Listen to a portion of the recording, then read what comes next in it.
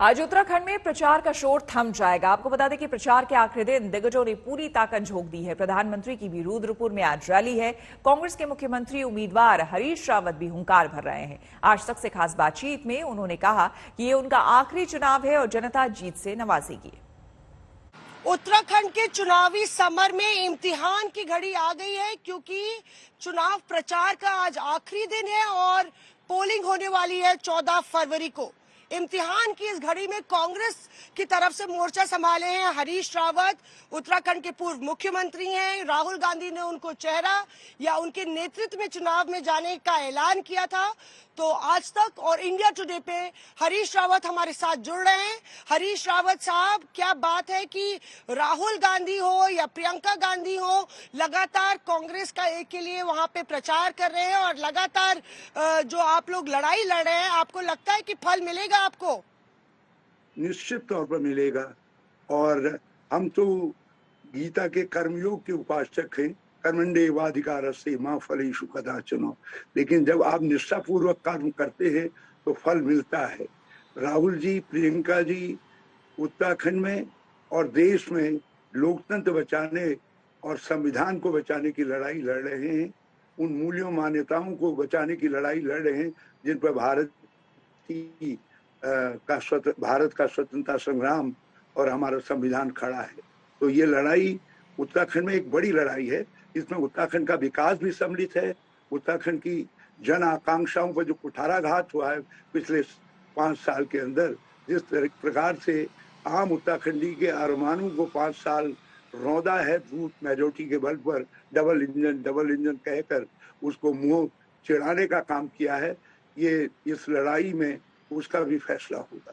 बड़ी दिलचस्प बात है कि रावत साहब, आप भी बोल रहे हैं विकास की बात और प्रधानमंत्री नरेंद्र मोदी उत्तराखंड में प्रचार में आके विकास की बात कर रहे हैं। ऑल वेदर रोड और ऑल वेदर बीजेपी की बात हो रही है। बीजेपी तो विकास के दमखम पे वापसी करने का प्लान कर रही है। प्रधानमंत्री भी 4 धाम की बात करते हैं। विकास कहाँ? जिस 4 धाम की वो बात करते हैं, जिस गुफा में उन्होंने ध्यान लगाया, वो गुफा भी हरीश रावत के कार्यकाल में पुनर्निर्मित हुई है। और जिन केदारनाथ के काम की वो मार्केटिंग करना चाहते हैं, सारे का सारा निर्माण कार्य विध्वंस से निर्माण की ओर केदारनाथ जो बढ़ा, वो सारे काम कांग्रेस के शासनकाल में हुए। हरीश रावत उस समय मुख्यमंत्री था। तो जो 4 जिसको वो ऑल वेदर रोड कहते हैं, मैं उनको चुनौती देकर के कहना चाहता हूँ। मैं प्रधानमंत्री को चुनौती देने की स्थिति में तो नहीं हूँ, लेकिन मैं भाजपा के लोगों को चुनौती देकर के कहना चाहता हूँ कि कोई ऐसा शासनादेश निकाल दे भारत सरकार का या राज्य सरकार का, जिसमें उत्तराखंड में कोई ऑल वेदर रोड बनी हो या मंजूर हुई हो। प्रधानमंत्री नरेंद्र मोदी ने बहुत तीखा प्रहार किया है कि सीडीएस विपिन रावत को लेके उन्होंने कहा है कि उनका आप लोग ने तिरस्कार किया है और उनकी पार्टी, उनके परिवार को भी टिकट मिला है वहां से। तो किस तरह से देखते हैं, क्या वो एक भावनात्मक मुद्दा है? लगातार आप लोग पर निशाना साध रहे हैं प्रधानमंत्री उसको लेके। पूरी कांग्रेस, पूरी उत्तराखंड, पूरे देश ने हमारे गौरव विपिन रावत का सम्मान किया है, उनके बलिदान का सम्मान किया है। जिस तरीके से भाजपा शहीदों की शहीदी को मोनोपलाइज करने की कोशिश करती है, क्योंकि उनके पास शहीदों का कोई रिकॉर्ड नहीं है। उस पार्टी में कोई स्वतंत्रता संग्राम सेनानी नहीं है। उस पार्टी के किसी व्यक्ति का ऐसा इतिहास नहीं है जो आतंकवाद के खिलाफ लड़ा हो, जिसके सीने में आतंकवादियों ने गोली उतारी हो। इसलिए वो शहीदों की शहीदी को अपने नाम पर लिखने की कोशिश करते हैं। हकीकत यह है कि उत्तराखंड की धरती ने हमेशा वीर पुत्र दिए, बलिदानी पुत्र दिए। क्या आप ये बताइए कि जनता जो है, आपने एक बारी पहले विश्राम का जिक्र किया था, तो 10 मार्च के बाद विश्राम है कि काम है? जनता मौका देगी आपको काम करने का? क्योंकि आपके लिए भी कई चुनाव हो गए, कई दशकों की राजनीति हो गई। क्या ये आपका आखिरी चुनाव है रावत साहब? मौसमी जी, आपके सवाल को भी मैं कभी कभी सुझाव के रूप में लेता हूं और बड़ा महत्वपूर्ण मानता हूं। मगर जिस समय युद्ध चल रहा है, उस समय कोई भी सैनिक कभी भी विश्राम लेने की बात कह ही नहीं सकता है।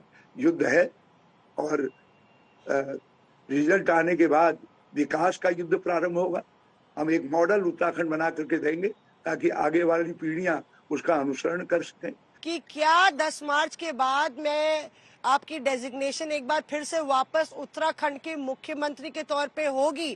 क्योंकि अगर कांग्रेस आती है तो क्या ये क्लियर है, क्योंकि सीएम फेस अनाउंस नहीं हुआ है पंजाब की तरह, तो क्या हम अगले उत्तराखंड के मुख्यमंत्री से बात कर रहे हैं अगर कांग्रेस की सरकार आती है तो?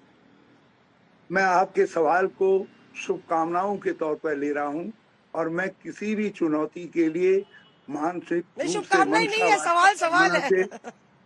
जी, मनसा वाचा कर्मणा से पूरी तरीके से तैयार हूं।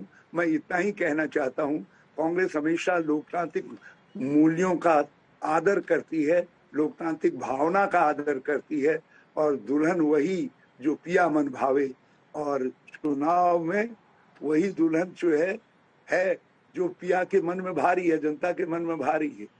और मैं चाहूंगा जनता के मन में भाने वाला व्यक्ति ही उत्तराखंड का मुख्यमंत्री बने।